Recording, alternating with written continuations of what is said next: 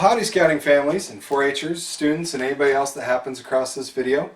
Today we're going to do a little STEM video that has to do with states of matter and more specifically how gas can expand and contract depending on the temperature. Okay, so what we're talking about here is when it's really hot out, or warm at least, gas molecules are nice and far apart, nice and spread out, especially if you're talking about something like in a balloon. Okay, so we have our gas particles and they're all spread out and this balloon is nice and full. However, if that same balloon were to get cold,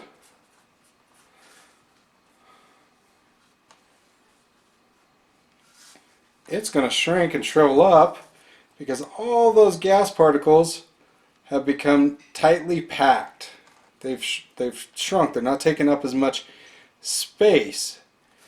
So you got your hot gas particles here and your cold gas particles here, and these are obviously all the way down. Okay? But they're all in the same balloon and it's the same amount of air. It just depends on if it's hot or cold. Now, one place where this happens in real life is, say for example, you've got your bike tire and you pump it up during the summertime, but then you go to ride your bike when it's cold. That bike tire might not be flat, but it also probably isn't going to be as hard as pumped up as it was when you aired it up back in the summertime. And that has to do with the temperature outside and the amount of space that gas is taking up based on the temperature. So we have a little experiment here that's going to go ahead and show us this exact thing, this exact scenario here. And to do that, I'm going to have my assistant Reed here come up and he's going to blow up a balloon for us. So why don't you go ahead and blow up that balloon.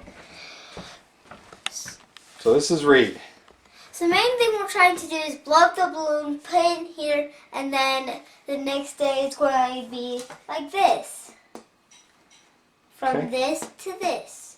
Okay. Let's go ahead and... So how I'm going to do this is...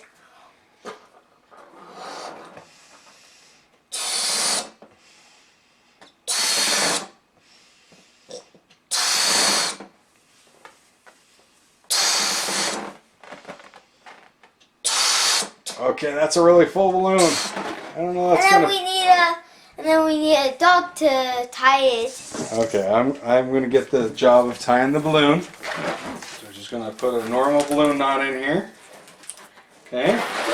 Now the next thing we're going to do is... we're going to grab this and open up the fridge, find a nice space for it. Why don't you go right there? Right up here. Yep. Where it can fit And then it. we're going to go ahead and shut it in the freezer. And then we'll check it tomorrow. So we've got the balloon in the freezer, and then we're going to wait overnight, maybe 6 hours, 8 hours, somewhere in there, one full day. It doesn't really matter. It should get pretty cold pretty quick and shrivel up and get small. So we'll check on it tomorrow and see what it looks like, and you can check on yours tomorrow or whatever the case may be and see what it looks like then. Okay, so we've gotten the balloon out of the freezer. It's not as small as I had thought, but it's definitely, as time goes on and the air inside of it warms up, it's getting bigger. So one thing that it was really noticeable was it was really kind of flimsy at first, and now it's pretty much just like the balloon was originally. So we'll keep watching it here for a second. And hopefully on the video it's going to be easy to kind of see that it's gotten larger as it has warmed up. But like I said, it wasn't quite as small as I had thought to begin with, but I'd say it's definitely re-inflating.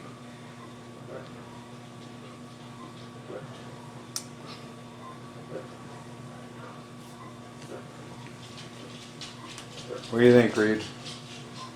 Is that kind of cool? It's so important.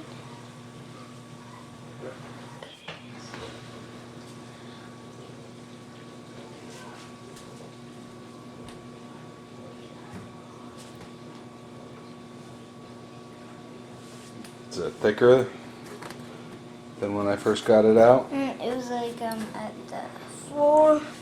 No, it's at. Well, Well, it was at the. I didn't get it. It was at the 8, and now it's at 9. Okay, so it did. You saw it expand a little bit. Mhm. So anyway, yeah, as that air warms up inside of the balloon, those gas molecules are going to expand out a little bit more, and it's going to appear to be back to the same fuller balloon Well, that's also. than it was. Alright, well hopefully you had the same luck at home with this experiment, and we will talk about it on our next Zoom meeting. Thanks for watching. Bye. Okay, so I had another idea on how we could actually make this a little bit more scientific as far as trying to see how much the balloon is expanding. So we're going to go ahead and mark on the balloon a 3-inch line. Okay, and then we're going to measure that after it sits in the freezer again overnight and see exactly how long that mark is. Hopefully we'll see a noticeable difference in the size of the line so that we know that the balloon shrunk. So just brought the balloon in from the freezer, and as you can see we're actually at about 2.5 as opposed to the 3 inches that we started with. So the balloon definitely did deflate. So we'll let it sit here for a second, warm back up, and then we'll take a measurement again on the balloon. Okay, so we let the balloon warm back up, and as you can see here we are back at our 3 inches. So the balloon did shrink while it was cold.